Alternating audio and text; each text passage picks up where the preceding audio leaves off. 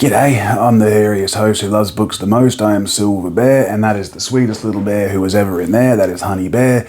As you can probably hear, I'm home with tonsillitis, and it really hurts me to talk, so I am going to do a super rapid fire review for you today on the Echo of Atlantis, the Ūmdëdŭ Codex, which is an ARC book by K.P. Gillan that was sent to me through Book Sirens. So here we go. So I just need to note this book was given to me for free as an ARC copy in exchange for an honest review. So please keep that in mind. An ancient prophecy speaks of the four, two born on the summer solstice and two on the winter, scions of Atlantis and heirs to the greatest magical power in history, destined to be there when the fate of their world is decided. Not so long ago, one sought to open the gate of the gods, which would have rewritten the world. And it won't be long until the world is threatened again by darkness.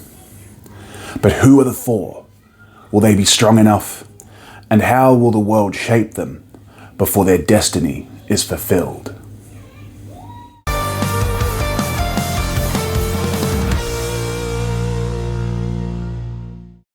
Echo of Atlantis, the Ūmdëdŭ Codex, is the first in a planned series of books by author K.P. Gillan and follows four teens, Kelly, Kyle, Alejandro, and Isabella, who are descendants of the lost civilization of Atlantis.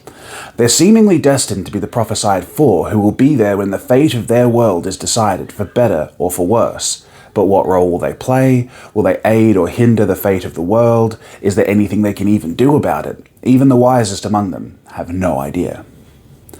Each with their own access to unique abilities and powers, they find themselves at Kachina Academy, a school for the descendants of Atlanteans to hone their powers and prepare themselves for their place in the wider human world around them, as their ancestors have done for generations. Along the way, they find friends, enemies, maybe even love. A story in the grand tradition of Jackson, Potter, Everdeen, Echo of Atlantis is a brand new world to explore and discover. I'll start with what I liked about the book, which was undoubtedly the world and the magic system and being able to explore that part of what's going on. Each of the students at the academy, which is in itself something between Hogwarts and Camp Half-Blood, although it doesn't really have the distinct charm of either one, have their access to their own special abilities. So think telekinesis, teleportation, telepathy, and foresight, like the ability to see the future or have prophecies and stuff like that. And the way that these manifest and the way the characters explore and use them are undoubtedly a highlight of the book. Add to that the exploration of their Atlantean heritage and the sort of careful reveal that the Atlanteans have been guiding human civilization from time immemorial makes this world deeper and really interesting and something that I'm keen to continue exploring in the future. Gillan has a love for the mysteries of the deep past and these sort of crypto histories, and it shows without a doubt throughout the book. Add to that, he's got a degree of skill in writing dynamic and fluid action. That is where I think he is the most adept. Whenever there was a fight scene or an action scene, that was where I could really see what skills he possessed. So it keeps the pages flipping at a good pace. Unfortunately, there is a fair bit that didn't work. The dialogue was often stilted or unrealistic. The characters would make decisions, what I felt was multiple times. The same character decides to break up with that particular character, I think no less than 4 times. And each time I think she's finally made that decision, only to find her sort of back at the start of that decision-making process by the end. And it is a bit confusing. Add to that the plot turns into sort of a Friday Night Lights style sports drama about halfway through. It takes a really hard turn without much warning at all, and that carries the book through to the end, which then means there's no real central climax to the main central contention of the book. We get much more of a climax for the sports drama that the book really wasn't in the first place. So that sort of leaves a bit of a bitter taste in your mouth. So this is the perfect example of a book I think that could have used a few extra goes over with an editor. It has sort of a fly by the seat of your pants energy. I hear some authors talk about the idea that they want to let their characters lead the narrative, but I think this takes that idea too far. And that's not to say that I'm actually aware of whether the author had that sort of plan or not. That's just the way it read to me.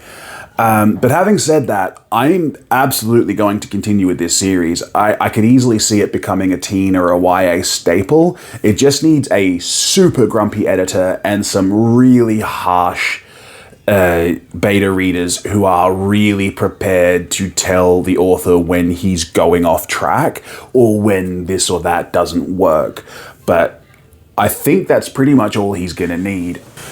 So it's rare that I give it 2.5 star review, but openly admit that I'm going to carry on with this series anyway. But that's the kind of potential I can see in this world. I can see all of the building blocks of something that's going to be really, really interesting, but it's just, it didn't stick the landing. So I'm going to stick around for this. And I highly recommend you give it a go and read it, because there's definitely enough in there to recommend that it's worth a go. But I think that we may not see that manifest until future installments. For this entry, I will note that it was listed as YA when I downloaded it on Book Sirens, but it reads to me much more like a teen series. There's no sex or drinking or violence or anything like that, of nothing to a degree that's going to cause discomfort to a younger reader.